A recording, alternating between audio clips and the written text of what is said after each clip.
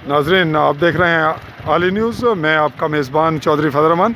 आज इस वक्त मार्केट का मुआयना किया जा रहा है। मजिस्ट्रेट के तौर पर तहसीलदार समाहनी सैयद कलीम अब्बास मार्केट का मुआयना करते हुए रेट पूछ रहे हैं मुख्तलिफ़ चीज़ों का।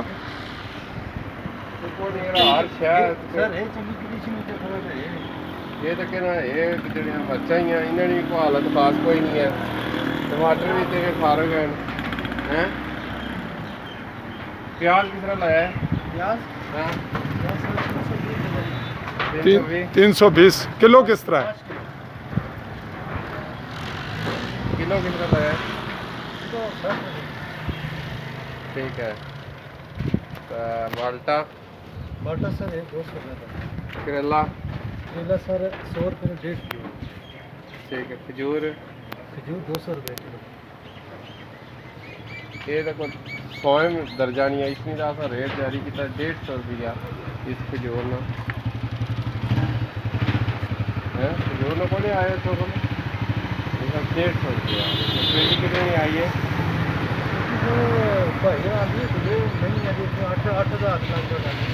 अच्छा पेटी 8000 नहीं, लेकिन एक खजूर तो बिल्कुल आखिरी दर्जे तक खजूर है।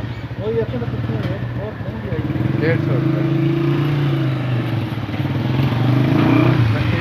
प्याज है तेरा ये बिल्कुल छोटा प्याज है, 2 कैटेगरी का।